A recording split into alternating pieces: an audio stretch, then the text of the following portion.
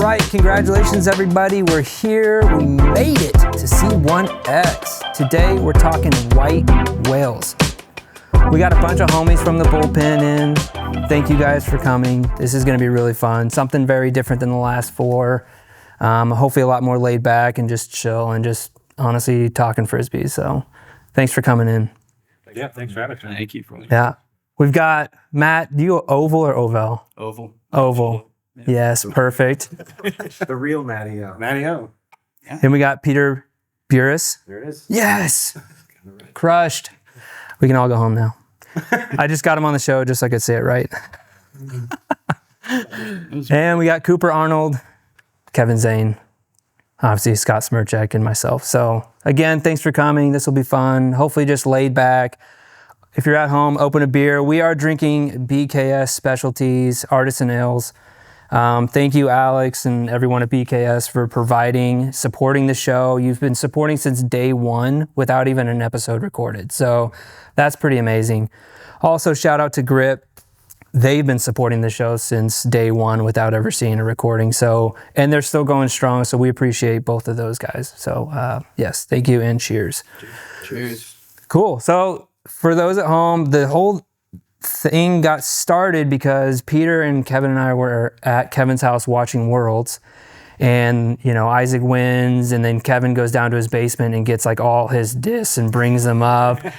And we're just like looking through them, and I think it was you, Peter, we're like, this would make a really fun episode. It's just going through old, rare discs that have like a really interesting story, and it's either the disc is sort of one of a kind and really hard to get your hands on because they're worth $500 or whatever, or it's just so extremely unique to you and you have this backstory with the Frisbee that it just sort of becomes this white whale, at least to you, right? Yeah. Would you describe it in any other way of what a white whale means? No, totally. I think there's definitely some discs that we will probably talk about today that were like you really sought after and looked for and maybe hopefully found. And then there's some that are like just like cool, unique things that are unique to you and all that kind of stuff. So yeah. So we're just chilling. We're gonna go kind of around the table. Matt's gonna get us started off. We've all got little stacks. I've got one, but I'm interested to just get through these. There are some interesting ones in here that like we've never seen before or like aren't even made anymore. So Matt, let's kick us off. All right. What's up, everybody? I'm gonna start at the beginning of disc golf, essentially. So what I have in my hands here is it's called the Super Puppy, and it was made by Dynamic Disc. Dynamic Discs. It's not plural on here, but Dynamic Disc, which originally was called Destiny Discs. And this is PDGA approved in 1980, January of 1980. Before I was born. Before he was born. Totally me too. Give or take.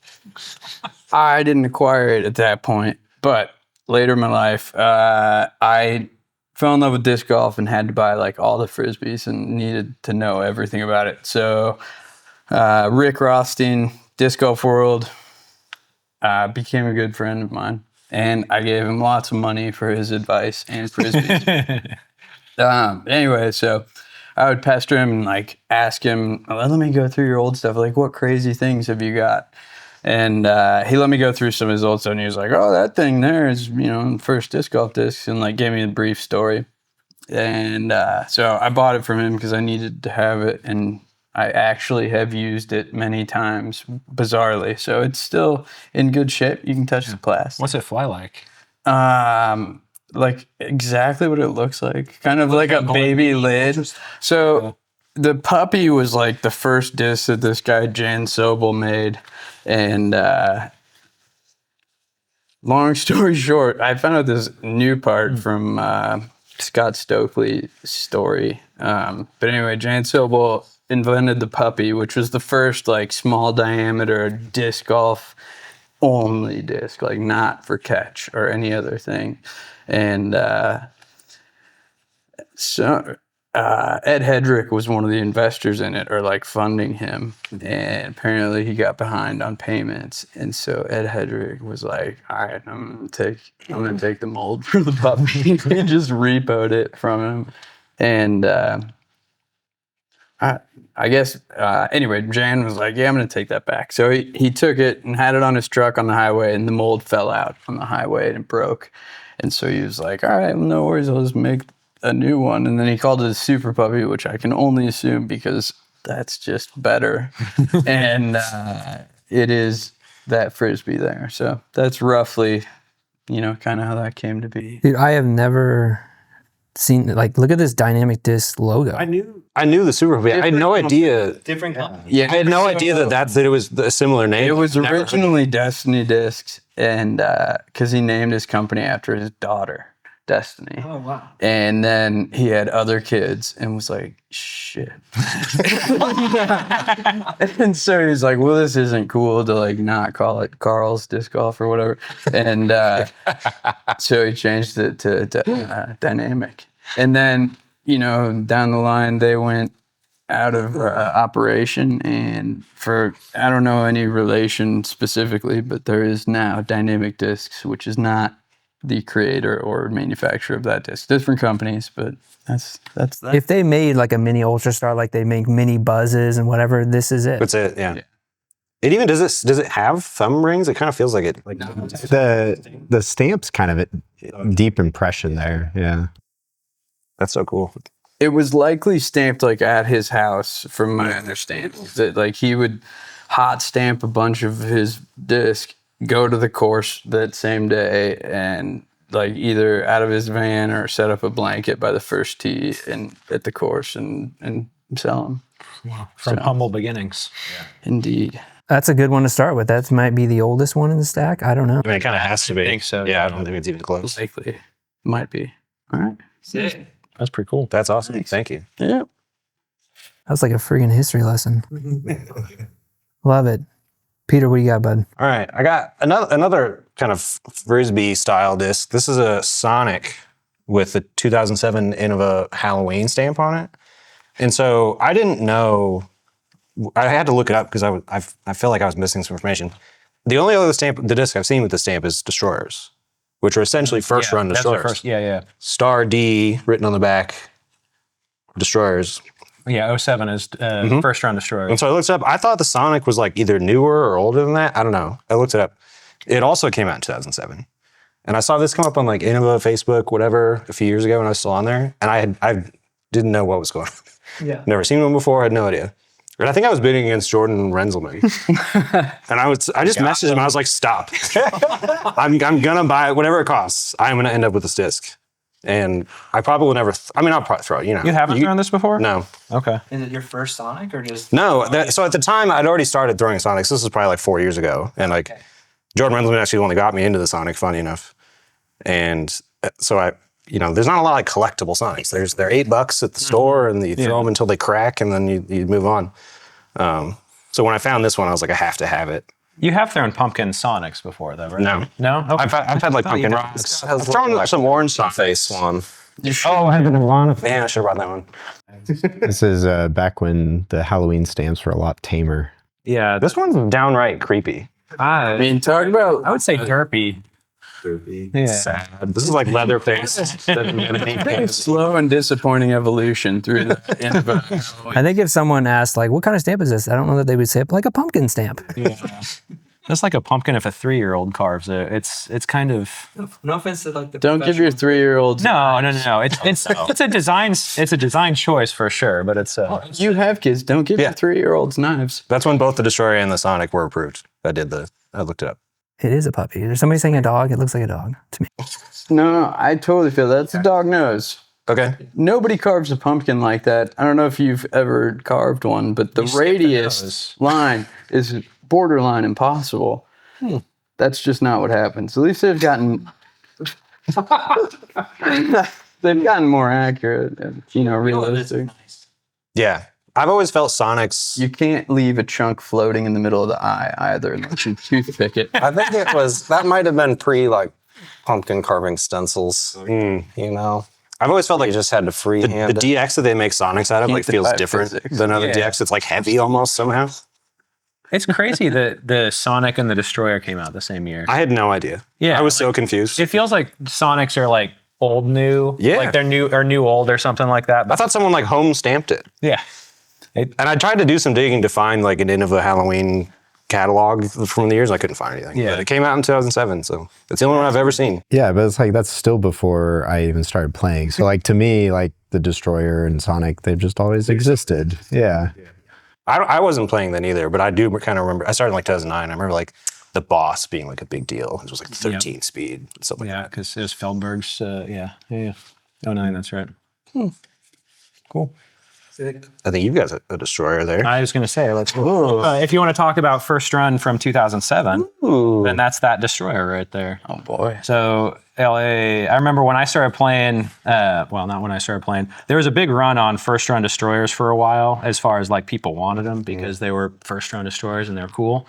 This is from the first run. I bought it from Disc Golf Center, which doesn't exist anymore, I don't think. I don't know. But I got it shipped to me when I was in college, and I remember taking it to, I think it was a World War II history class, as one does. Yeah. And I was sitting in class spinning it like this, and then I was just itching to get out and play. It was a Monday. This is how like distinct these memories are, because I went to Prairie Center League that night.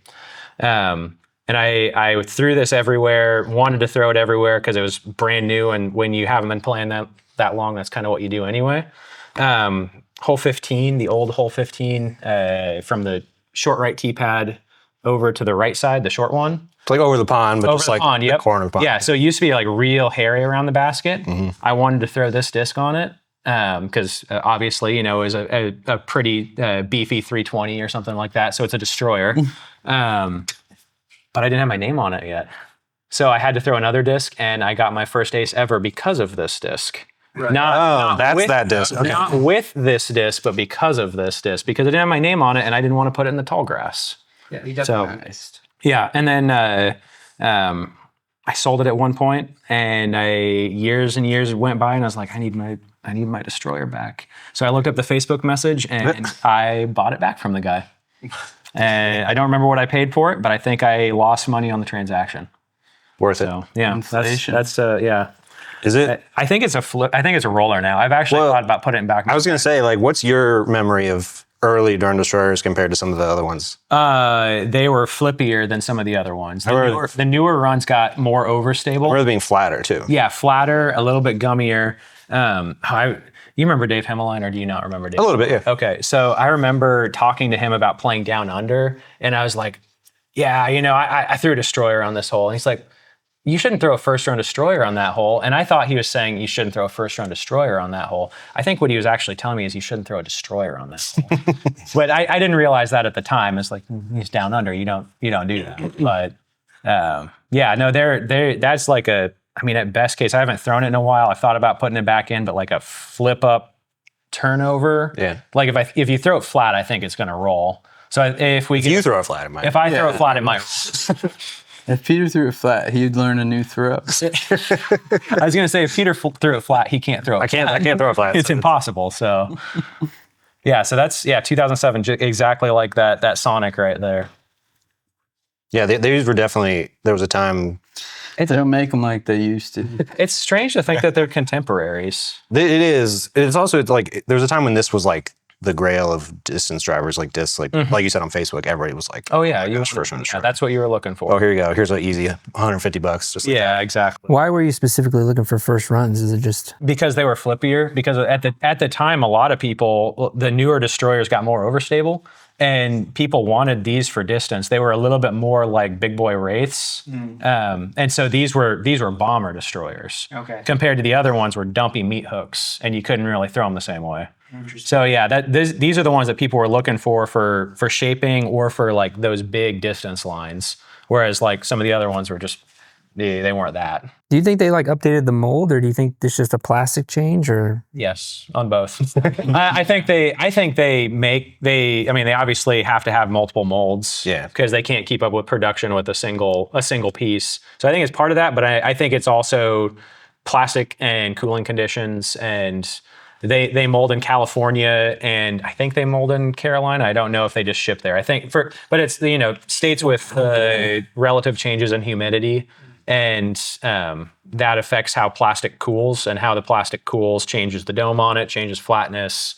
different plastic components change stiffness. There was also kind of an aspect of like you kind of knew what you were getting because they're all the same. Yes. But if you buy like a random destroyer online, you don't know what you're getting. Yeah. Which is, the world's still like that, right? Sometimes you get runs and they're like, this one's really good. And everybody like runs and gets them, right? Yeah, that Peter's exactly. They had like the Vulcan top destroyers for a while. You want to end up with one of those in your mailbox. No, you don't. Yeah, you don't want to pay for one of those. The Stroken. What do they call the is that the Dominator? No, it's not the Dominator. What is that one? You should remember. Arkan. The Archon. Yeah. Yeah, it was a Vulcan top, but I don't remember what. Was it the Archon? Yeah, it was. The Archon was 11 speed. They made one. The Archon was 11.5 -1. It's not the Dominator. It's I do know it. The T-Devil. yeah, I do know it. You're right. I knew it. I was way off. yeah. It is. And that was purely like just a mistake where they like made these Vulcan top destroyers and Well, I guess we'll sell those. What's funny too is I remember at the time the first run destroyer was so hyped that I bought like a ton of first run T-Devils. Yeah. Thinking they'd be valuable and they're never. You mean the T-Devil market hasn't taken off? Yeah, no, maybe not. I don't know where they are. There's literally like us and 14 people watching that know what the T-Devil is. T-Devil is a sweet frisbee, by the way. Nobody likes it though, but it's awesome. It's good. It's a neutral straight destroyer right out the box. No, it's pretty flippy. Not worth what I thought it was. Not a good investment. How's that? Yeah. All right. Yeah. My turn? Yeah, let's go. What you got? What do you guys want to hear? Oh gosh, accident. Hi.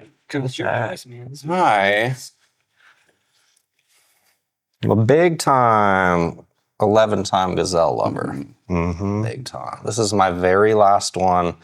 I don't throw it because I know it's about to break. How do you know it's about to break? Well, it's got that little fingerprinty aspect to it. If you look under the right light, you can see some little stress cracks. It's sad. Cooper gifted me this beautiful blue and white gazelle. It was amazing. And I left it in the middle of the fairway in Iowa, and I've never been so heartbroken. Giselle? That was Giselle. And I've searched far and wide for a replacement for the gazelle. And the best I could come up with was the Crave, Axiom Crave. I think most people are familiar with this by now. Scott's a big fan. Oh yeah, the Crave, just like, you can fan grip it, you can power grip it, nice for little control hyzer flips, long turnovers, sweeping hyzers. It's got it all, but it doesn't have the wow factor of the gazelle. What is the wow factor? The wow factor is just like the perfect grip. It has a little less glide than the Crave, so it's a little more controllable. Pass that thing around. I'd almost describe it as like a faster mid-range. It's sort of like a mid-range fairway hybrid. Yeah. But it has that low profile that like you can really pump on it and put it out there. But you can also fan grip it and sort of like shape some lines through the woods with it. And on that note, I would love to pose a question to our viewers. No, that's not gonna happen. This disc right here is the property of our friend Matt Oval here. And just put a little something in the comments. Let us know if he should either gift it to me or perhaps trade it to me. Just let us know. C1X on Instagram. You can reach out directly to Scott or Brendan. First ever user poll. Let them know. I'm on the internet. Just look me up and send me a message. Matt Oval, he has too many. Let's go back. I want to go back a little bit. So Cooper gifts you one of these. Yeah. And you're just like, oh, thanks, I'll try it. No, he threw it. I gave it to him because he Long loved time. gazelles, Long time gazelle thrower ever. I accidentally bought a gazelle. I didn't mean to. It was on Facebook and it was, I don't know, it was some $20 bid or something like that. And it's like I accidentally won an auction. That you were like, oh, I can't control my hands.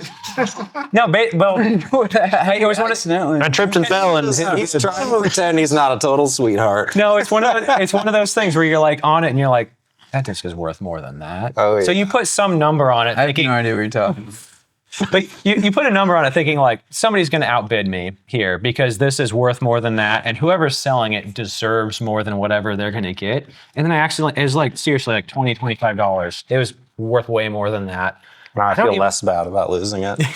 Well, it was a good Frisbee though, right? Yeah. But I think I tried it because I was like, I've always wanted to like gazelles. But then I was like, it's not perfect, but I know who's going to think it's perfect. Yeah. And like, here you go. Yeah. So anyway. So talk about the first time getting a gazelle and like throwing it and then just being like, this is the disc. I remember I have one in mind that like, I remember being like, and you recommended it to me and I got it at the FD and it changed like everything for me. Yeah. So I feel like it's probably a similar thing where you're like, oh my God, I found the disc that works. I honestly don't remember the first gazelle I ever threw. I've probably gone through 5 or 6 of them since 2011 or so. It was just very appropriate for like a beginner arm in that day and age when everyone was just throwing like Wraith, Firebird, T-Bird, Rock, AVR. The gazelle sort of like fit right in between the T-Bird and the Rock. It's definitely an underappreciated, like you just said, fit between T-Bird and the Rock. Like both those discs are extremely popular for good reason, but They don't make gazelles anymore. I'm taking. they're not the same. Yeah, they make like Clo gazelles every now and then. Like I've got a handful of them. They're really stable compared. I mean, maybe they brought a couple. Maybe they beat up well. I don't know. They're really stable compared to them. They're really stable. They're like really like Domey. If I throw a disc with a lot of dome, I think I like subconsciously expect it to glide more than the newer run gazelles do. Sense. So I can't really seem to put the lines on it that I like. The Crave works. Grave's a great replacement then. Does it leave you craving a little something? Leaves me craving a little something, but we'll leave that up to the viewers. No pressure. That's all I got, really. Perfect. No, you got more. We're coming. All right, I've got this one. This one's more of like a fun story. This is definitely like, I don't know, I guess it's now a white whale, at least is for me. Like this is something I would probably never get rid of, but this is an FD3 Simon Lizotte signature disc. This is, I think, 2015. They were doing their like circus thing and they stopped by Blue Valley here in Kansas City. And I was out there like doing some video work and stuff for them. And basically after they were putting on a clinic and then Simon and Eagle were just being like, hey, we'll throw whatever disc you guys give us. We're on hole 10, it's downhill. The wind was literally perfect, like back left shoulder. And everybody's just like, okay, here. And we're all just handing them discs. And then I finally gave Simon a destroyer and he threw it. Nate Perkins was standing like right where Matt is and threw it over the tree to the left, which is a humongous tree. Flexes over, goes downhill, starts to come back left, but then gains more speed, so it flexes again, which I've never seen before. And it went over the road and into the trees. And I looked at Nate Perkins and he was like, that's 1,000 feet. And I was like, yeah, I mean, it was far, but I didn't like believe him. But then I got on Google Earth and I measured it and it was 998 feet to the trees from the T-pad. And it went into the trees. We couldn't find it. So Simon gifted me this. Eagle, Simon, and Avery all signed it. It says sorry on it from Simon. So I like it. It's a very beefy, like it's a Firebird replacement. It's a really, really nice disc. So I actually played with it for a while because I think you said this one time, Frisbees are made to be thrown. So even though they had signatures on it, it was such a good disc. It helped my forehand at the time. So I was throwing it like crazy. And then finally, once the signatures started fading, I was like, I probably should stop. Yeah, I remember you throwing that thing a lot for sure. And the story is just perfect. Yeah. Especially that Simon, because he was like really young at that point. Yeah. He'd just come to the U.S. maybe the year before. Always wearing his backwards hat. This is back They when put they were some in ears they were under in his their hat. little van. They were in their little van, just driving around, putting on their circus clinics, and they were running their their Discmania like tryouts thing. Yeah, the combine. Combine. Yeah. So it was that whole thing. So it was a fun day to be out there, and then for the day to end with that was pretty fun. It was pretty sweet. That's awesome. Let's see that one more time. So a question for the audience. What do you think makes a particular individual's signature last longer? Were you not gripping on Avery's and slightly more on Eagles and then most of the time keeping your hands all over Simon? They may have to use their own. I'm just curious. So, Simon, Avery, and Eagle, leave it in the comments what type of pen you signed this with. Clearly, you'll remember it. Brendan. Anyway, let us know. Hashtag figure it out. That's awesome. All right, you're next, man. Oh boy. All right. Okay. What's a good one to talk about? Okay. So this ties directly in, which I'm told helps the storyline of a podcast. This Frisbee is awesome, first of all. And represents for me, like, I mean, just the absolute, like, first, like, I love this and have to keep doing this all the time. I can't even explain it, and I don't understand why anyone else doesn't feel like that. So, and which I still have today, which is awesome. Disc golf is the best. This Frisbee, I went into the disc golf shop one day, and I also, like, shout out to Josh Harvey, who's helped facilitate my addiction for a long time. My friend Willie, who now lives in LA, worked at the disc golf store, and I went in one day and I was like, I need something. Like, I always needed something. Like, I could just pop in and buy a shot real quick, which turns out doesn't work, but I'm learning. I stopped in and was like, I need something that's, like, gonna flip at this point, and, like, was new and thought I had all the answers, but had too many Frisbees and no information or skill. And he was like, let's see, I've got to get rid of some of these old used ones. We have whatever. Let me see if there's something good that'll be perfect for you. So he came out with this, which is a 161 gram Star Valkyrie, which is on the lighter side for Valkyries. And so I was like, okay, great. I'm going to throw this Frisbee. So It says Valkyrie on it. There you go. does. That's how you know. It does still say Valkyrie. It says some other things too, which are interesting. And a few months down the road, like, I had, like, continued my love with disc golf, and I was looking at my discs, and I was, like, reading what had been, like, the old ink on that disc, and I was like, oh, that's a Colorado area code on the phone number, and and I was like, Eagle MHDG, and I was like, that's wild. Anyway, I was like, oh man, I just found out Eagle McMahon's from Colorado. I was like, that'd be crazy if this was his. And I looked up MHDG, and it's Mile High Disc Golf. And I was like, this is insane. I was like, I think I've got Eagle McMahon's old 161 Valkyrie, which he definitely doesn't have the arm for. And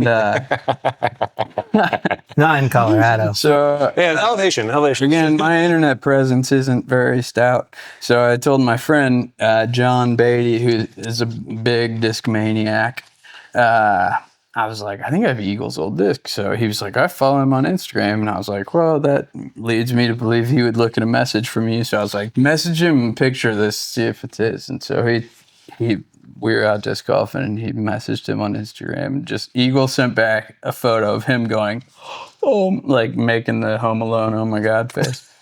And so I took that to mean that was his old Valkyrie. Now I throw it. That is a story, man. What the heck? That's what it was funny. You were like, there's other funny stuff written on there, and we were looking at it. And we're like, Eagle 303. Like, we're like on the same You got to detective. live it. That was awesome. Yeah. It's how it works. But yeah, it was exciting. I'm sure he was like 8 years old when he threw that. He was like, this one goes too far. And it's great for the elevation. Like, yeah. Eagle, we got your disc. Come get it. Yeah. Leave us a message in the comments and we'll like it back. $20. Like and subscribe. That's wild, though. Thanks. Yeah, it's a fun for Just in a used bin. So someone else got it In and Kansas turned it City. in with Eagle's name on it, because I guess probably, I don't know, Eagle wasn't Eagle at that point. What year is this? I started about, like, I guess 10, 11 years ago. So my obsession went hard. But he was young still, though. I guess it just depended. Disc golf was a different thing back then. You had to really pursue information versus now where it's supplied, like this podcast. Keep tuning in. Yeah. All right. I've got a couple of 8-time rocks here. An orange one with the stock 8-time stamp, all the Ken Climo World Championships. And then what I've always heard it called an 8-time proto rock. I'm not really sure what. Again, it's hard to find the information on things like this. It's because of the bar stamp. Yeah, like it's the same generation of rock. You can tell because it has a little dimple in the middle. And so when I started playing, I got into rocks pretty early. And Yeah, you should. does it smell like crayons? Yeah. Yeah, real bad. Nice. What does that mean? It means it's doomed. It's gonna break. That one's That one's already already broke. We'll get to that. If you have a disc that smells like crayons, your gazelle doesn't smell like crayons, by the way. I tested it. Throw them, break them all. They're not meant to just die And then for no take them reason. to Foxtail. Yeah, we'll put them on the Boulevard of Broken Discs. And then they'll break again. yeah, we'll break them. So when I got into rocks pretty early, and like everyone was, this is like 2012 or maybe 13. Everyone was like, oh, these 11-time rocks, because you moved on to 12 at that point. But then you dug further, and there's like not 8, 10-time, 9-time, and then 8-time was some of the earliest like true Casey Pro plastic rocks. So these are like the holy grail of at that time of like Casey Pro rocks, throwable rocks back then. These orange ones, they were like mostly white. And they're all ranchos. They're all ranchos. Yeah. They're like 8 or 9 out of 10 were white. So What there's a does few orange rancho ones. mean? Do you want it or? You're probably better suited to explain it. So the tooling on the back of the disc has where it was produced at. Rancho Cucamonga is the production facility or the mailing address, I'm not entirely sure, of Innova from California. The modern iteration of the rock is the Rancho Cucamonga, but there are several other molds, including San Marino and Ontario, which are also both California, like what's the cities around LA. Yeah. So some of them, they slightly vary, and it's a way that people distinguished what rock was from what era. So Ontario's tended to be a little bit domier. Yeah, Ontario's are really weird. San Marinos are pretty similar. Love the Ontario. Yeah. Ontario's are like the dolphin of rocks. It's the worst Brutal. mold by a mile. But yeah, Ranchos Just saying. generally were the more overstable version of the rock, and this feels wonderful. It's the best plastic ever. It feels- it's so sad how doomed it is. It feels like DX, but firm. I'll get to- This is like firm DX. yeah, it's firm, but it's like That's- really grippy. Yeah, that's a wonderful rock. So this orange one, I was throwing a lot, and I remember specifically we were in Vermont, me and you and Joe Hesting as well, for Worlds of 2018, and I do this thing where I hold all my discs in the same place every time. Where do you hold it? It's a compulsion. So that the stamp faces up, because I don't want it to You be. can take it up to the I camera. don't want it to be backwards. It's okay. It won't focus. Anyway, I tried. I learned like the day before the tournament started during a practice round that where I put my thumb was slowly starting to give and crack, and you can see. I don't know how they can see, but it's cracked You right need to here. cool it with that. Nice photos. Yeah, good luck. But I was so locked into this rock on certain holes at Brewster that I just didn't tell anybody. I didn't even tell you guys. Yeah. In fear of you like report me to the PGA. or that if You're going to be retroactively disqualified. if we were subpoenaed, we'd have to testify against you, Peter. The statute of limitations is long past on technical standards at World Championships. For people who didn't Just some guy. Yeah. Wait. Hey. Whoa. I got a hole in one of that particular World Championships. Thank you very much. I mean, I didn't make the cut either. So Hey. Yeah, that's true. those in You glass did get a houses, whole right? one of worlds. Though. I did. I got a hole Can't in take one. that away from No. you. It was also an old rock, one of the bottom bar stamp, which are super juicy DX rocks. But yeah, so these are amazing. I got that one from Paul Creaky. Is that how you say his last name? That's how I've said it. I don't know that it's correct. But Another Kansas City Don't worry, I'll bite your collector. head off later. You were friends with him, and you told him that I liked classic old school rocks, and he had a over bunch. to his house. So we went and we played around at Legacy in Lee Summit. Yep. And I think I was still throwing this one at the time. And he said later that he only sold me a few of them because he knew that I was throwing them, that I would like savor them. But I think that's the only one that I haven't thrown I'm of like, all the this ones he has sold me. nothing. Yeah, like you that- didn't man, throw this at all. I haven't It thought feels about incredible. Paul in a while. Like that's because he used to come into the shop, kind of like how me and Matt met coming into the shop, and like we would just talk old frisbees the whole time. And then he, got my number and he just like texted me. He's like, I got some frisbees, and he invited me and Peter to go over and just like look through, and we paid him some money for stuff, but he wanted to get them thrown. Yeah. Like, frisbees are made to be thrown. I 100% believe that. That's what he believes. It feels incredible. It's I wish yeah. Throw You're not rocks. gonna throw Throw it it, one dude. time. I know, but I have more is my point. I have several other 8 times like stock stamps and 9 times, and Well- I have another one of these that's broken also. Throw it before. I have a lot of really old broken rocks. Yeah. It is crayony, is it not? Don't we use most of your old rocks for like mile markers on foxtail farms? So I put another one. So I had another broken orange one Yeah, that's that was That's good. You should throw it.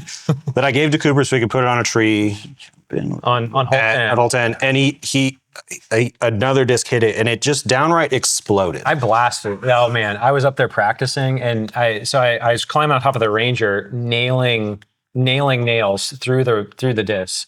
Just old destroyers that broke. The white one perfectly fine. Through the orange one like that, it cracked. Well, that disc was so fragile. I was like, I bought it online, and I was like, I don't think I can throw this. It's so fragile. And then I was holding it at my house one day, and I just dropped it, and it cracked in half. And I was like, okay.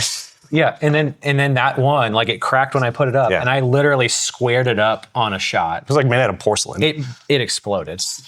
There was nothing left of it. I mean, there's bits of it. So you're but- saying we should all run and buy one? yes? yeah. start So if throwing anybody them. wants to pay me a lot of Very money, durable. these are great. But they really are. I mean, everybody will tell you that these are the best old generation of like Casey Pro throwing rocks. These are Yes. So Yeah, a hilarious question. So is there a 7-time, 6-time, 5-time, They go 4-time? back earlier than that, but like this like what you know of like classic Innova stamps kind of started here. I want to say there's some 7 times they use this circle as well. Yes, there's some 7s. But before that, you hear what's called flying eye discs, which was it was basically a pro shop from. yeah, it's kind of like a old like before dynamic discs made discs. That was kind of their thing. They were like ran tournaments and did other stuff. Yeah. So you'll see some like Ken Climo 2, 3, 4 time flying eye Innova discs, and they have that like rubber stamp on the back, Yeah. the like rock or stingray or whatever it is. But the 8-time protos or the 8 times are like the first iteration of like Casey Pro plastic. Yeah, that's a good point. Yeah. Before that, it was like DX DX or or- DX equivalent or whatever. Yeah, But then good point. when they made the Casey Pro, like 8X or the 8 times are like that's what it was. Yeah. Yeah. So that's kind of why they're sought after. Yeah. They were the first mover. They feel incredible. That white one, You should throw it. It's unreal. Yeah. That feels very good. It doesn't smell that bad. No, We can that- continue the rock nerdery. yeah, please. I think that's a good idea. So this is a special edition of rock here. This is a 25th anniversary Kansas City Wide Open rock, which was a national tour event back then. It's from 2007. This is the single greatest run of rock ever, in my opinion. I've touched a lot of them.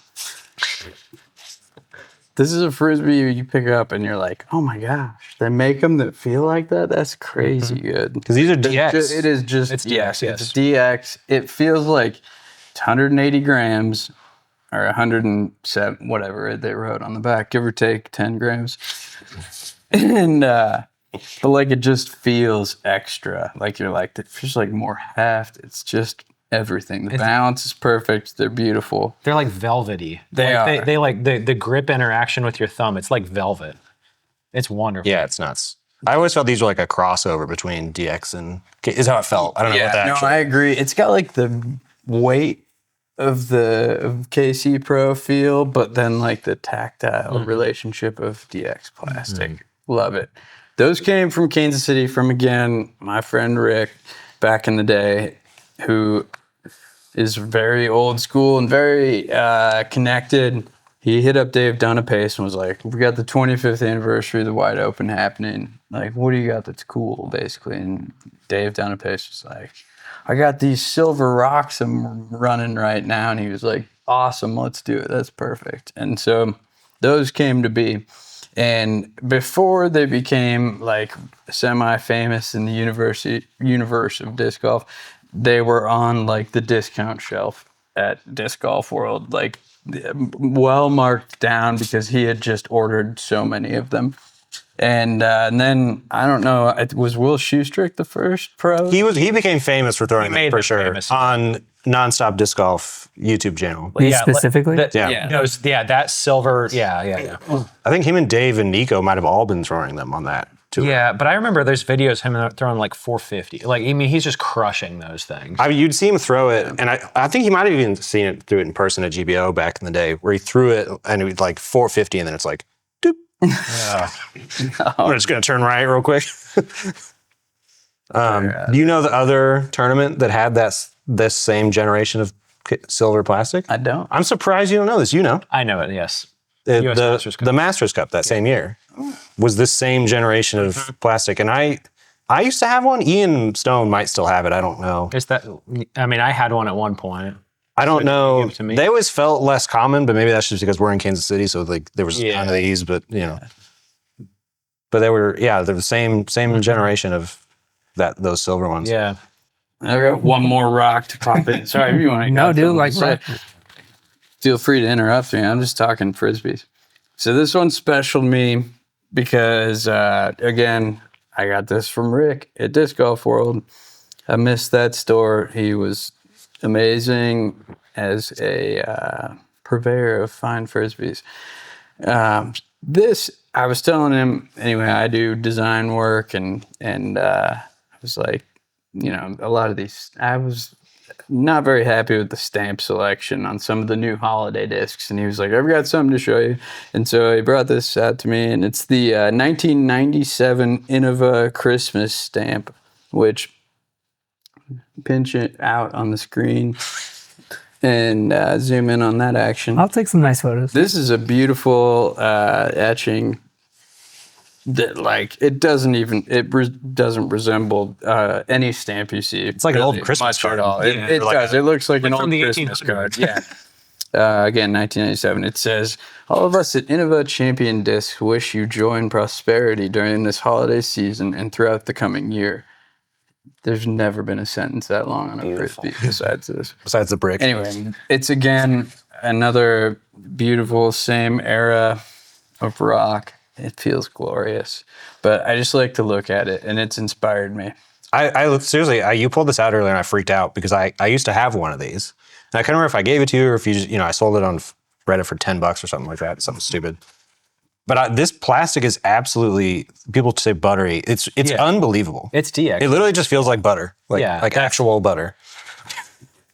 I remember when I was sponsored, there was a run of DX coming through like this, and I sent the guy, I sent him a message, said, I need those. Give me a bunch of those. Send me those, please, because those are perfect. Yeah, that's the plastic is insane. And like the stamp is so like. Oh, it's the best DX. Oh, it's so good. No, it's so good. I know.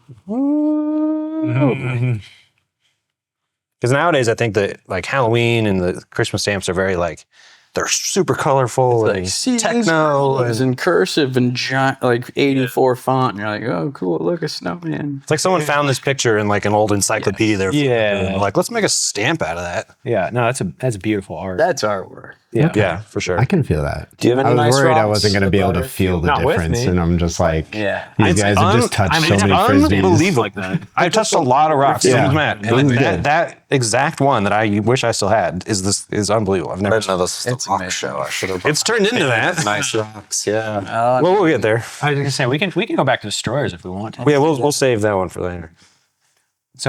So you got that one from Rick. Yes. I bought this one from Rick. Nice. So What does it make that noise? because it's the best. Can you hear it? Put it close to your. Yeah, here you go. Heartbeat. That's what you call heartbeat. Heartbeat. Unbelievable. So so Disc Golf World was this lovely little hole in the wall. Oh, man. You walked in and there's a 10 by 30 area, 300 square feet, tiny. But if you go in the back, that's where all the frisbees are. This disc was the first time I was invited to go into the back. Oh, you had to be invited? Well, this was sort of. You would sort of. It wasn't like ultra VIP, but you kind of knew. Okay, I know this guy. He'll let me. Yeah. Normally you would look around in the front, and you thought there was like, oh, cool, there's 45 frisbees in here, whatever you're looking at. But then like you're kind of looking around, and once Rick knows you, he's like, you can go look back there if you want, and there's just there's shelves and piles of discs. And so I was looking for destroyers, and I went back and I found this guy right here. And it's this beautiful blue swirly.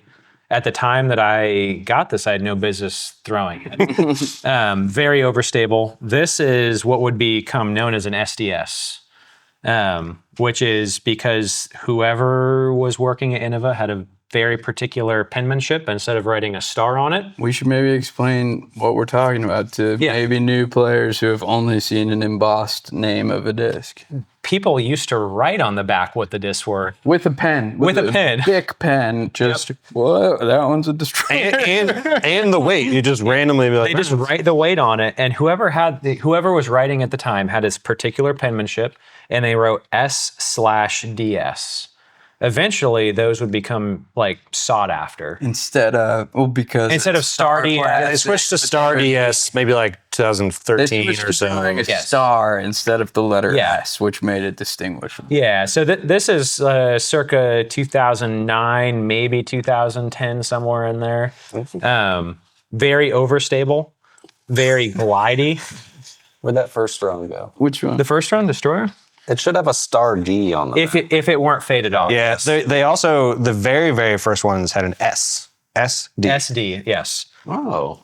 SD or Star D. They're both just commonly Stamped ones accepted. I've seen have a star D. Yeah. I believe that was Ian Stone has an S one. Yeah, that was a Star D before it faded off.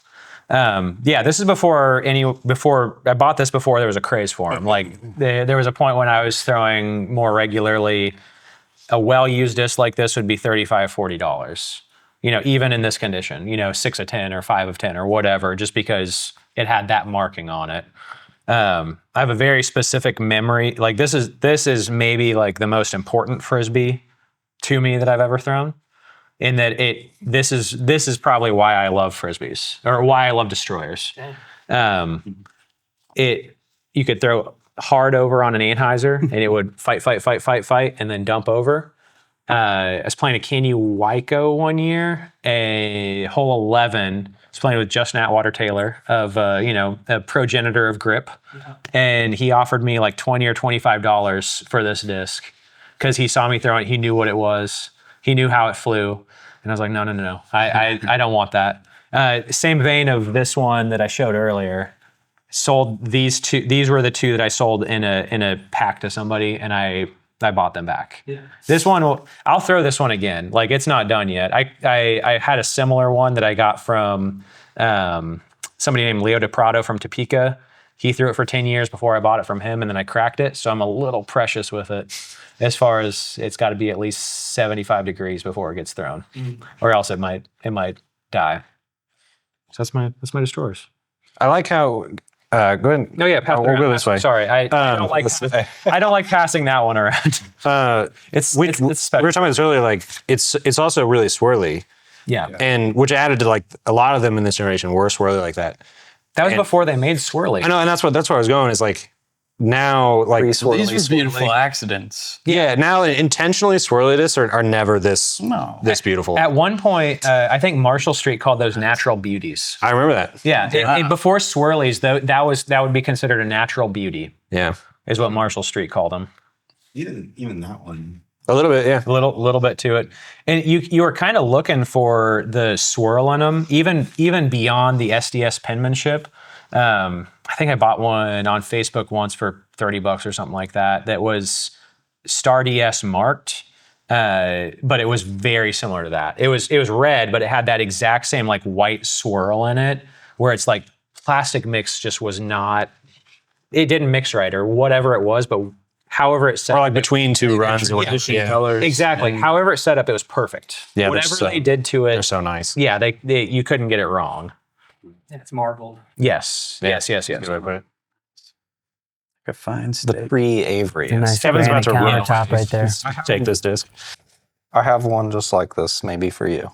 Oh. Comment in the comments. If we're gonna peer pressure each other. No. Yeah, I've had several Destroyers go through Cooper's hands, from my hands to Cooper's. There was one. I would have brought it today if I hadn't lost it at Waiko Hole 4.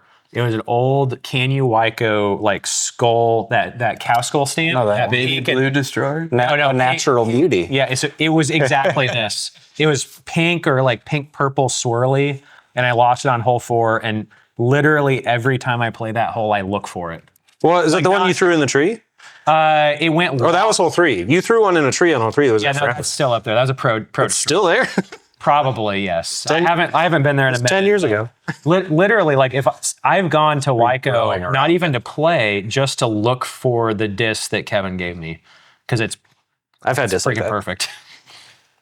We're like, maybe it's still there. Maybe it's still in the bush. It might be. It might love be. it.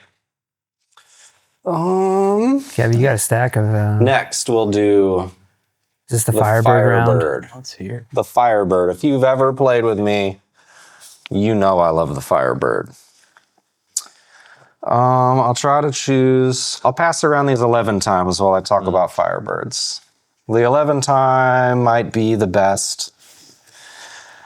Why is it The best, like most versatile Firebird. Good for overhands. It's a little less overstable. You can like really pump on them hard and get them to carry long and have that reliable fade.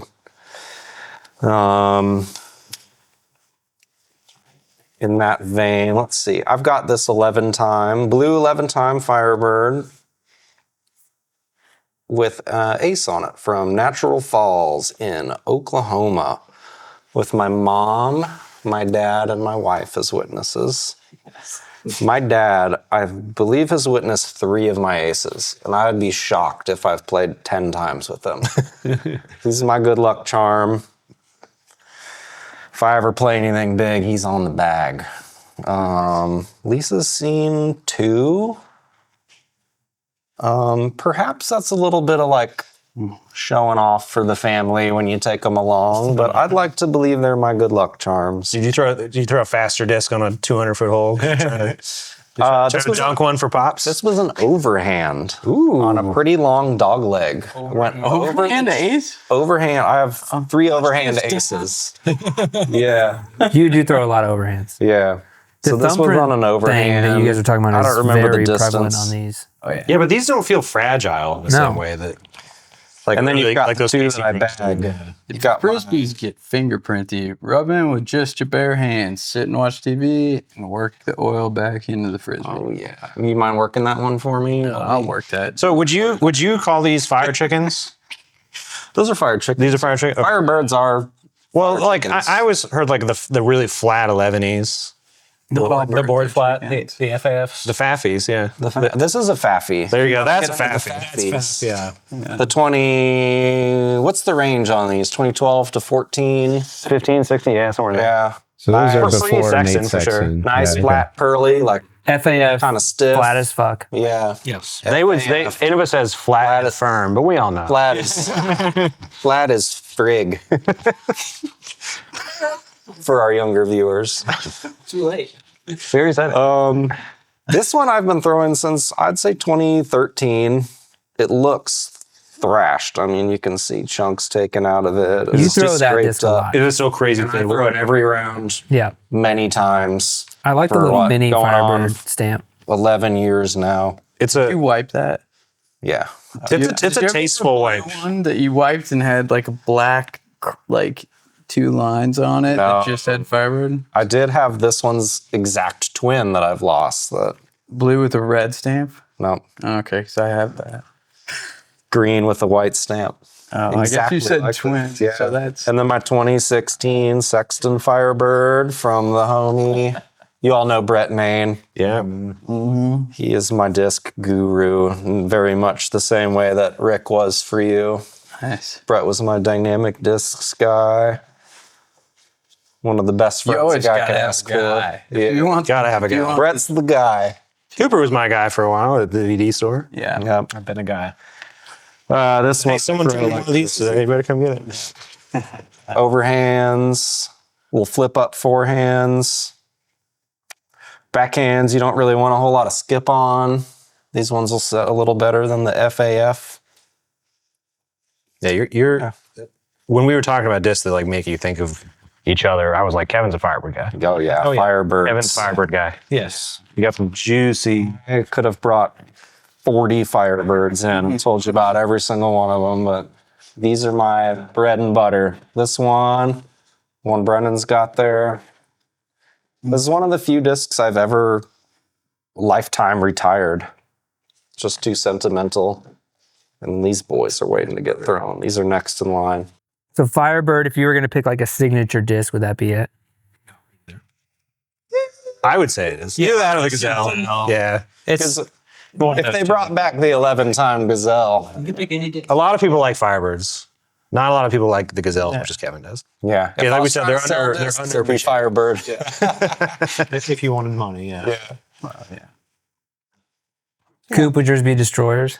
What would be your? Yeah, destroy. I mean, if I had to throw well, now it might be an MD3, like just for I know what it does, but generally, yes, a destroyer on every shot. I could pot a destroyer if I wanted to. Shouldn't, but When I met Cooper, you're a rock. he threw destroyers everywhere. Yeah. And it was amazing and confusing, but just brilliant. He's since expanded his game significantly. But if you know a disc well, keep throwing it. Like Agreed. it's better to throw the disc you know than something that's right, but you don't know what it does. Yeah, I think Paul Ulibarri says like he'd rather throw like a nuke if he knows he can hit the line. Yeah, exactly. Yeah. So even though it's not the right speed or whatever, but That's like for Peter, he throws rock or T-bird. Like those. If you're throwing those two discs, you know where they go. Like that's the important thing is knowing where they go. Confidence, gap hitters. Yeah. Yes. do you have a go-to disc? You know, I think you're a sample plotter. I love to. You're a Firebird guy too, then. As I have become more experienced in disc golf, like the reality of it is, like pick any frisbee and just throw it a bunch till you know what it does, and you can probably do the best with that. That's the real answer. But the beautiful thing about disc golf and frisbees is that there's lots of them, and they're awesome. And they're all different colors and have different names and different plastics. Some of them you can see through, and some of them you can't. Just infinitely wonderful. So I'm a proponent of like, if you feel like throwing something new, throw something new because it's fun to throw something new. And disc golf's like relatively accessible financially, so enjoy it. But if you want to be like as good as possible, probably stick with stuff for a while. Long story short, I have a lot of discs that I don't throw anymore. But I think part of the thing is like you switch your bag a lot or you switch your putters a lot. And I think that part of it is you get to a spot where you're throwing the disc instead of letting the disc throw you. Like sometimes you switch, like you throw a lot of variety in that you throw the shots necessary. And then sometimes if you get stuck in a rut, you switch your Frisbee and you throw a new disc because you have to throw the shot at that point. Instead of you don't let the disc, it's the opposite of letting the disc do the work. You do the work for the disc. You're the one in control. You're the one throwing the shot. Sometimes your Frisbees can let you down. So I just say, all right, buddy, next in line, grab something weird. And and how many of your best rounds come that way? a lot, at most. Yeah. Yes, I do. I mean, yeah, that's the mental side of the game. We won't get into it in this episode. We're here all night. 'Cause that's something. But I think throwing Frisbees is fun. I haven't decided yet. I'm on like a 15-year trial. That is true. Peter has said that to me since I've known him. I was surprised. I've, watched him win the wide open, and, we've become pretty decent friends. I also see him not win the wide open and give his bag away. So, And then I play with him, ever since then. He's just said, "Yeah, I'm just feeling this out. I'm not sure if I like it." Just dipping my toes in this sport real quick. What is this? yeah, what is this? I got another Firebird. I just wanted to jump on the coattails there. He's got a whole beautiful stack of them. This one's got a fun story. This Frisbee is another one from early in my disc golfing career when I really love acquiring, like finding great Frisbees that are just hidden gems. And I was out at Play It Again Sports, and this disc was there, and it was completely spray painted white. And there was a sticker on it that said, used miscellaneous frisbee, $4. And I was like looking at it and I was like, I can feel, I was like, those are patent numbers, which I don't even have time to explain all that. At this point. So I was like, this is a patent number disc. I was like, I'll pay $4 and see if I can get this paint off because it's worth it. I don't know. It seems like a cool frisbee. So I got home and it turned out that for whatever reason, like Dawn dish soap and water and my thumbs, just immediately all the paint, it was like confusingly effective. It just like the paint was just gone. I was like, I got this for $4. That's amazing. And I was like, oh man, that's a sweet Firebird. So what's unique about this is it's a KC Pro Firebird. And at this point, if you're following along, you'll notice that none of the KC Pro stuff we've addressed throughout this podcast has been translucent.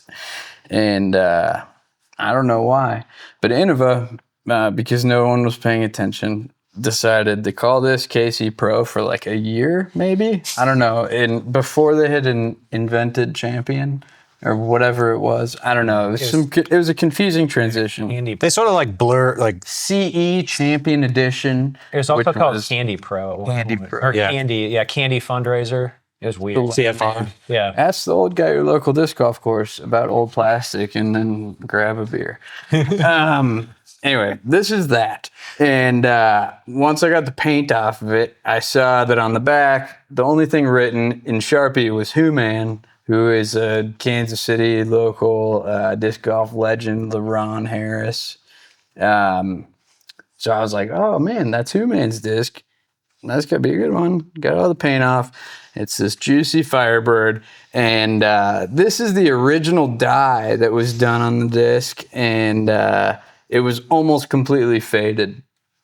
But back in the day, they used to like put like a sticker on there and hand cut out a stencil. So I could see every line that had originally been dyed, like very just like scored on the plastic. So because I had some free time, redid the die with a Sharpie. So I hand drew this, but I used all the existing lines, and that's the original Who Man is the owl logo. So yeah, that is Firebird. Wild. Why would someone spray paint on you? He did it. So that's the weird thing. I found out that I told somebody this story, and they were like, "Oh, I mean, it was probably Rick or some other old boy." But they were like, "Oh yeah, he was doing like field work and like spray painted some of his discs white as distance markers." And I was like, he did that to like $100, which at the time it wasn't, but yeah. It's been a minute since I located the stamp. But Yeah, I was looking for that. Yeah, it's tough to see. Yeah. That also seems like kind of a Who Man thing too. Like I don't know LeRon particularly well, but like he's sort of like a folk legend almost. Yeah, he is. They'd be like, oh yeah, he would just like spray paint his discs and leave him out in the field. It's just as much. Yes, he's got It sounds like such a weird, such a weird thing to do. Do you know why he's called Who Man? No. I mean, I only roughly know the story. So if you know I've been better- told. Anyway, jeez, this feels weird. Little pressure. Yeah, I don't know. From what I understand, he was the only black guy at most of the disc golf tournaments that he played, and so people were always like, "Who's that black guy?" Oh, I heard it was just because we beat everybody. They're like, "Who's that guy?" You can buy both. It's probably. I mean, yes, he was beating them, and yeah, probably. Yes, it's probably both. You're fired. But yeah, basically, yeah, he adopted it because they're like, "Who's that guy?" Basically, He's the Who Man. He's the Who Man, and that's how his logo became the owl, and like he's the Who Name Man. another black Yeah, disc golfer. yeah. But At that time. no, but it's. I mean, that is true. Like it is a. Yeah, especially at that time in the late '90s, early 2000s. So this is different than the Firebirds you've got over there. It's very similar, but if you were to like see the stock stamp on it, it would say like Pro Firebird. Oh, it says And then, KC like, Pro. Does it? Yeah. Is it like an 11 time There's probably? a very small window. where Okay, they so I've paint- had a Candy Pro Firebird, and I was thinking that's what you were saying. Yeah. No, it literally says KC Pro. It was the Ken Klima Tour Series. Like It feels really Like stable. this sort of a stamp? Yep. Yeah. Yeah, it's a little bit different. It was a little. Yeah, mine would have been was like similar. Pro Firebird. Yeah, I know. Those are actually FLs for the audience. If you have a Pro Fiber that's not translucent, Well, they're FLs. At least Yeah, to I've never encountered one that was an actual Firebird. but the candy ones are Firebirds, The aren't they? candy ones are, but But the like Pro, yeah, okay. we're totally nerding out. Yeah, what are you Like, saying? this is great. You're saying FL? What does that mean? FL, I don't know. That's the name Firebird of light? it. Stable. It means Firebird long or Firebird whatever. Or less overstated. Because you have the T-Bird and the TL. Yeah. So the Firebird and the FL are the same So generation. Innova, anything with an L after the name is a typically more neutral or more understable version of the mold, and anything With an X. although they haven't produced anything with the Beast X. That's really But the Eagles too. They had the they Eagles. pinned them, but they didn't stamp them. They didn't. Yeah, they never. Yeah, they were never stamped that way. But Except FLs and the G-Star. TLs were. G-Star from the factory. They purposefully made, because everybody knows this. They made T-Bird L's and Eagles and Eagles and G-Star with the same as the G-Star Gators. Same stamp.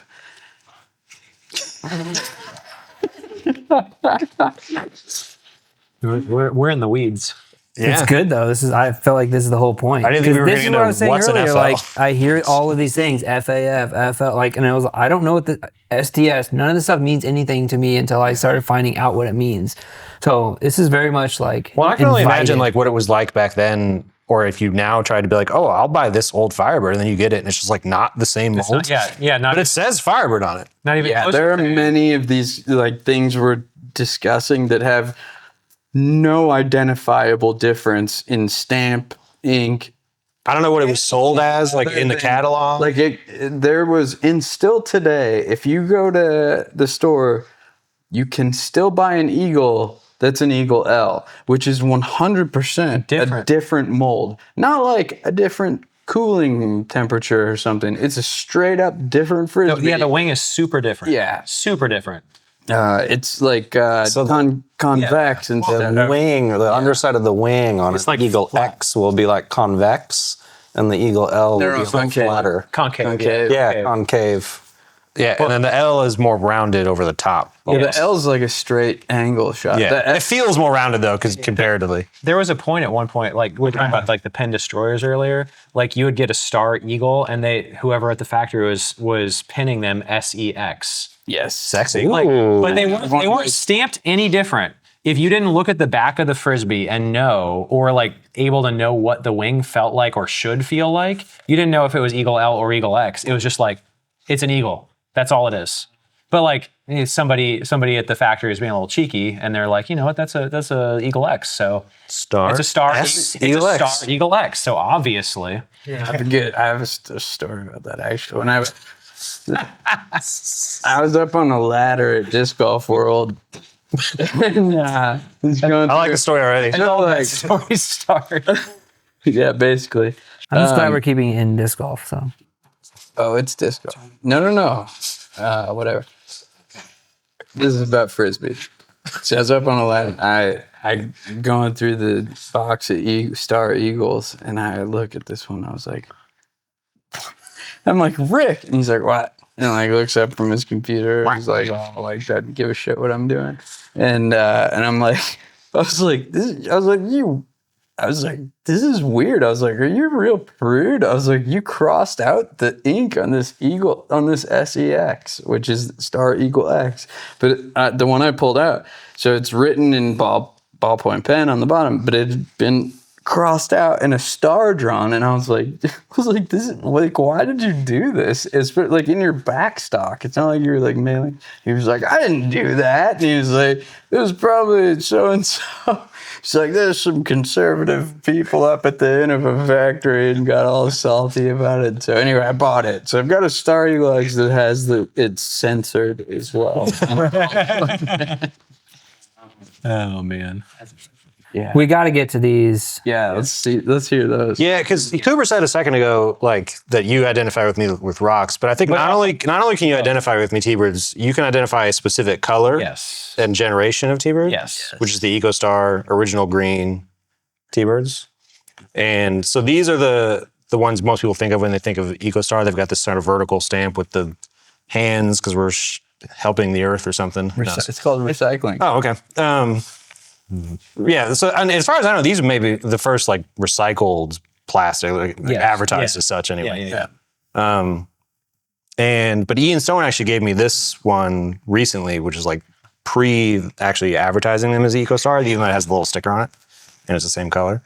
But these came out, these are probably like 2010, 11, 12, somewhere in there. And I remember specifically me, John, Thomas, and Ian Stone went to GBO in 2012. It was the first time I like traveled to a disc golf tournament. And at the Emporia Pro Shop, they still sold all discs at that point. And somehow we knew like that these were cool. We're like, oh yeah, we should buy the EcoStars. And we all three bought an EcoStar, and we were arguing about who could throw it further, better, and all those things. And I'm the only one who's remembered for throwing them, so I guess I won that. Yes. But years go by, and like I'm throwing these a lot. I've got a couple in my bag, and then I sort of like figured out that like this was this is the best round of T-bird that I liked. They're really straight. A lot of T-birds nowadays are really stable kind of when they start out. And I've since then I bought everyone I've ever found. I think I have 20. How many are in your bag at any one point? 2 or 3. Yeah. It sort of depends. Like you cycle, you put in a fresh one, you take out one that's a little beat up. That's why it's hard to know when you're playing with Peter, like he throws like... There's 3 discs the exact same color. 3, 4 of them that look the exact same. Like, is that your stable one? He's like, no, that's my flippy one. It's like, you just have no idea. You don't get a wind read. And it's funny because when you started playing, we've talked about this a bunch of times.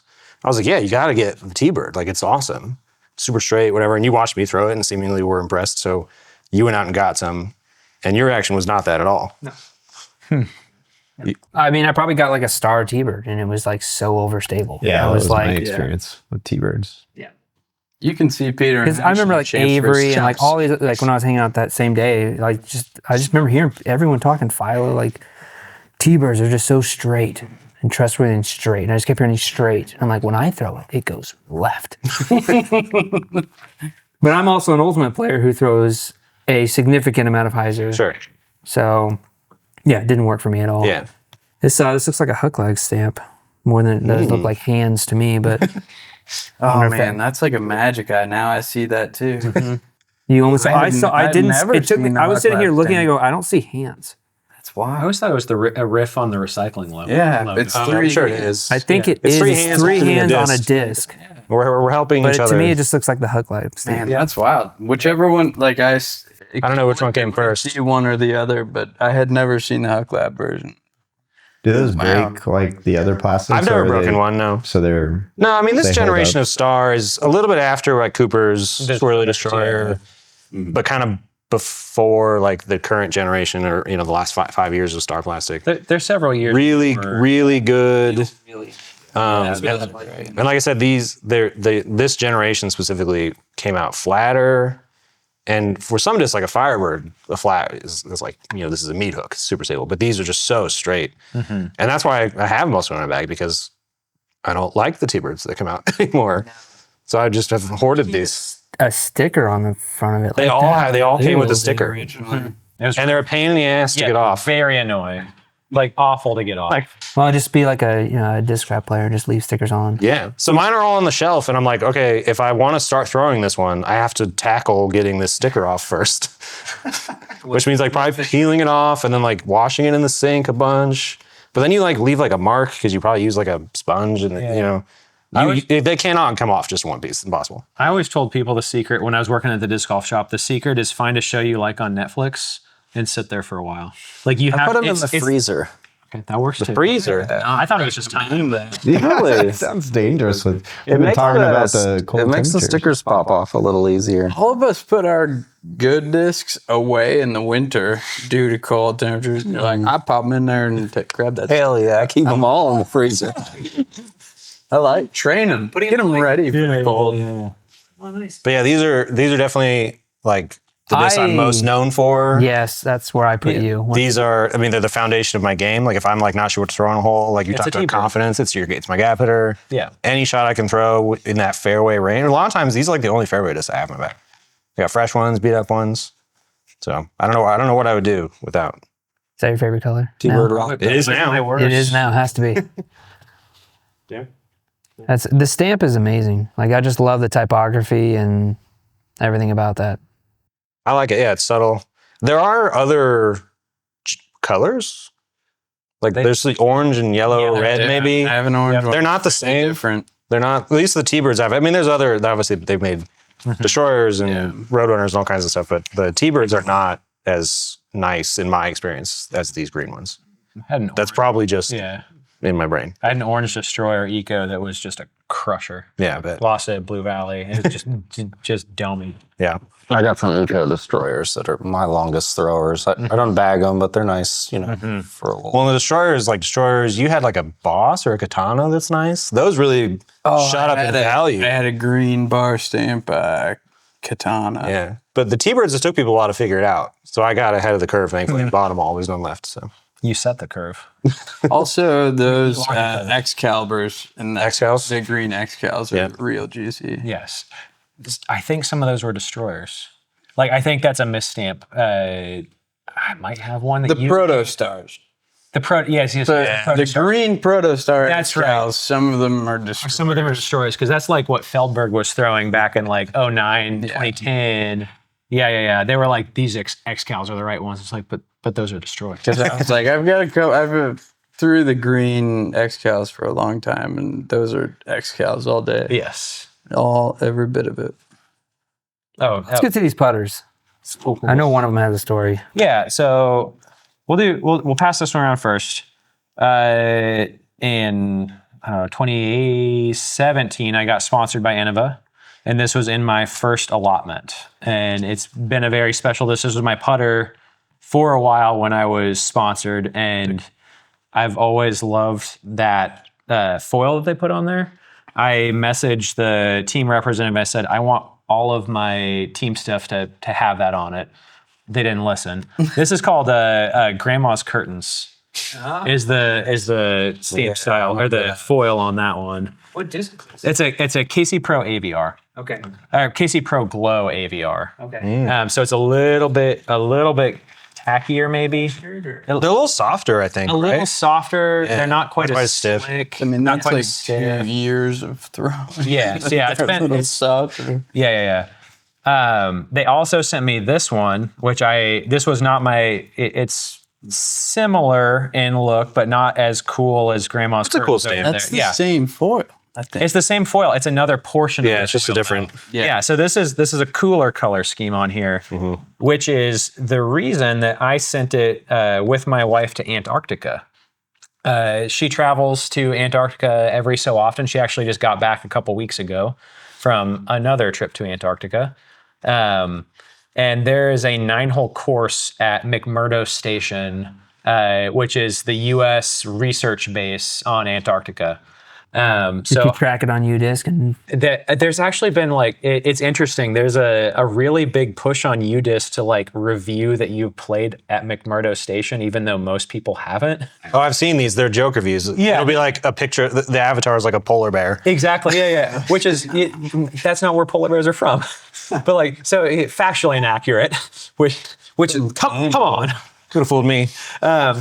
So I sent this disc with her, and I sent one of Matt's. The Leopard 3. A Leopard 3. Champion Leopard 3. I sent a Champion Leopard 3, which now resides in the Disctorium. Yes. And I asked her to go play and to say that this disc was thrown on Antarctica. Like specs. And she did that. And so one disc is with Matt, and this one came back with me. I was practice putting at Waiko, Yeah, no. and I cracked it. It was before our round, right when you got back. He gifted me the Leopard 3, and I think it was like the second hole. Honestly, No, it was that old janky Mach 1.5. Yes, yeah. The one that used to be at Down Under, like the cage is like seriously like 3-4 inches deep. Like if you miss, like you have a gash in your disc. It's just cut. Well, somebody added chains in the middle added because it was a Mach chains, yeah. 1, so we call it a Mach 1.5. Yeah, and so like it was just warming up before a round at Waiko, and it's colder at Waiko than it was in Antarctica at the time. And so I've just practiced putting, barely get it, it's windy out, barely get it above the cage, which is again 3.5 inches tall. hits the cage, falls to the ground. I pick it up and it's cracked. I'm like, cool. So it went to Antarctica, survived Antarctica, dies at Waiko. Can't survive Wyandotte County Park, man. Can't survive Waco. Yeah. So that's always been one that's kind of been special to me because of that, because it's been to another continent and it's played another continent, and it's a place that most people aren't gonna ever get to play. Also, it's not a great course. You don't really want to. You're not gonna travel to go play it. But look it up. It's worth One seeing. star. Throwing over like machines. Yeah, machines and like pallet. and shipping containers and like Crazy. and like honestly, like when she goes down there, it's always January, December. That's their summer. Like it's literally just muddy. It looks like a mining community, not Antarctica. So it's just like it's kind of it's a little warmer than it is here at the time, even though it's really cold there still. But it's like just knowing that this disc went all the way down there is pretty cool. Got some horns back there, huh? They are going crazy out there. What is going on? Yeah. You gave me a KC Pro AVR that the bead was completely worn off. Do you remember giving me that?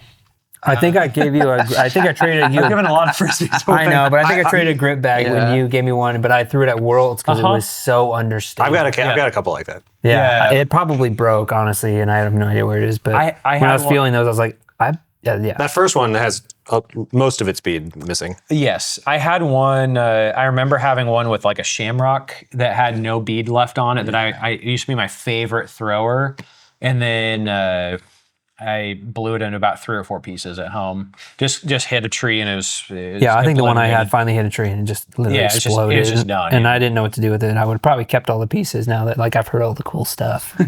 Well, you gotta do something with it. Make a collage or I have a team stamp rock that you gave me that's over there that is completely cracked across the face. I broke it at Black Hoof.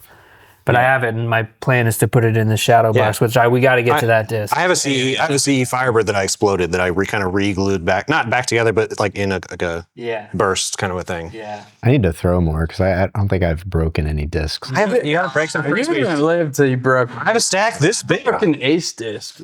That was fun. An ace rock. You just got to throw more 20-year-old the rocks. The ace. You haven't played a lot, Scott. Like you were saying earlier, I think the new Star, the new generation plastics are a bit gummier, which is, I feel like I'm having to kind of get used to it a little bit. I'm not even that old of a player, but I just remember I like stiffer discs. And when they get too gummy, like feeling the flex of the gum in my hand through my backstroke is weird to me. But I just feel like discs are getting softer to some degree, but. Let's get. You gonna do this one? Okay, yeah. So this one is the holy grail of collector frisbees, or was at one point. This is a 2001 CE rock, which this was the first run of CE that they made, the Champion Edition. Previously, it was just DX or KC Pro. This is a disc that people fell in love with because they did them for fundraisers for the 2001 USDGC, and people threw them and they loved them. When I was coming up, this is the disc to collect. If you got your hands on one of these, you had something special. At one point, they were selling $350. I've seen No, it was like an easy $500. I've seen some of maybe the red stamps or some of the rarer stamps be like $1,500. Yeah, people knew how many there were. Yes. They were there were 410 or something, and they were like, Yes. there's this many black stamps, this many red stamps, whatever. Yeah, so this Black stamp is most common, I think. Yes, yeah, for sure. This one's been thrown a couple times. I've never thrown it. How did you get it? I got lucky. So it was back in the heyday of Facebook raffles. I think I put, I don't know, $1, $5, something like that. Some very minimal amount on one number. And it was one of those raffles where it was like, there's 200 numbers. There's, whatever it is. And somebody's making $500 on the Frisbee on the raffle. And just got lucky and won it. And I had no idea, didn't see a notification. My guy I used to travel to Glassblown with, Anthony Purrier, sent me a message to say, hey, you won that rock. And it's like, what rock? what are you talking about? I put putting $1 on it didn't even seem like a thing at that point. We can pass that guy around. So then I checked back on, I looked back at that. I was like, I guess I did do that. And I looked and I was like, I want an 01 CE rock. Like that's the Because this would have been this was only a few years ago. yeah. This is the Grail frisbee, and so But when did you win it? I mean, is what I was getting at. I mean, like I mean, it was 5 years ago. probably 5 years ago at this point, something like that. I think it might have been further back. It might have been further back. So it was. Matt and I were good friends then. Like Matt was running putting league. Like the Distorium existed, and you got me that shadow box. But yeah, you messaged me with like, I just won the disc. Like, Yeah, I just wanted the disc. Yeah. And you knew what I was going to do to it, which is probably throw it, break it, lose it. Cooper's a farmer. If you haven't watched this before, he's got a nice shelf of frisbees in his garage that look like they were all acquired by someone who's never played disc golf. Because all of them have been lost in a field or pond for like a year, and then they come back and they get put on the shelf. Yeah, you also don't, other than some of the things we talked about today, emotionally attach No, to this the same way some of the rest of us do. Yeah, no, I don't have a We're like, hey, what happened to that cool? I lost it. Yeah. I don't know where it went. I've traded Aestus in before. Like they mean nothing to me after it, except for like I can't do kind of the ones we talked about. That's And because you have like a family. so like wife and children. Jeez. so I won that one. We've got frisbees. And then Matt gave me the box so that way I didn't lose it, break it, throw it, whatever. And then it went straight back to his house. He brought it back the next week and was like, "You just keep this for me." Yeah. Well, it belongs with the greats. Dude, thanks for coming on, guys. This was really fun. The stories were hilarious. I felt like I got a ton of insight. And I just felt like hanging out, which I think is great. But I've got gifts for you guys. Do you guys like gifts? Can I give you gifts? Yeah, sure. Please do. Hell yeah. Let me get those real quick. This was fun. Yes, It was a blast. It's been great. Thanks for having us. I normally don't like hanging out with you guys. Also, I didn't want to talk be the first to say frisbee. Cool. Let's start with some stickers. We got tons of grip stickers. I'm gonna let you guys kind of pass these around, okay, Milton? You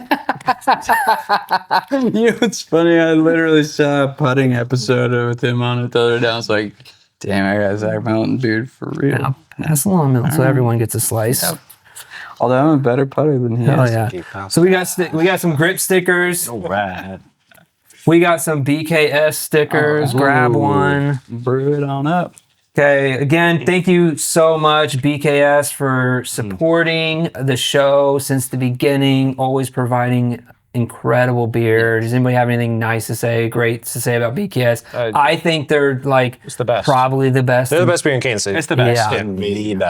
The best. Never had a bad one. Yeah. They supported Foxtail. We all got absolutely, to yeah. have it out there. Incredible. So In the wide please open. support BKS right back. They are incredible. Cool. Let's start with some minis. These are Flex Glow minis, which are super nice. Pretty underrated. Great time of year to have some Glow minis. Yeah. When you lose them during the day, you just go back at night and find it. And we got some grip towels. Like I always say, you can never have enough towels in disc golf. Big towel fan over here. Love it. Pass Thank them you so around. much. These are brand new designs. I really like the teal and orange and white colorway. That's cool. Let's Comes with a carabiner, clips onto your bag. It's perfect. Oh, here we go. Oh, and it's the appropriate size. Yes. It's not a beach towel. Thanks, Grip. You don't like yours dragging on the ground? I love it personally, but it's a commercial. Yeah. And hey, this is perfect. All about this tonight. So we've got some challengers with some grip custom stamps. We were just talking about stamps and stuff. So I think these are absolutely beautiful. I think these challengers feel incredible. They're nice and stiff and grippy. So these are beautiful. You all get one. Amazing. Thank you. Who designed So- those? Also, for people that? who are Who new, designed these? if you've I did got not. two different foil stamps on it, that means somebody took the time to put a foil on there, pretty. hot stamp it, that did part of it, put another foil on there, and do the other part. So it's twice as much really do. work. These feel involved. nice. They These are feel amazing. really nice. So Beautiful. putt with them or turn them into throwers, but I think they're fantastic. Bring them on to the next White Whales episode. Hell yeah. Yeah. Bring a broken one. I'm just kidding. I'll break one. Yeah. I will do it. But dude, guys, thanks for coming on. This was really fun. Appreciate you all. Thanks for thanks, being man. homies. Thanks for being in the bullpen. Yes. You guys are awesome. Thank you. Thank you. Thanks, man. Awesome. Yes. Let's go, bud. All right. See you guys. Thanks. Peace. Later. Cool.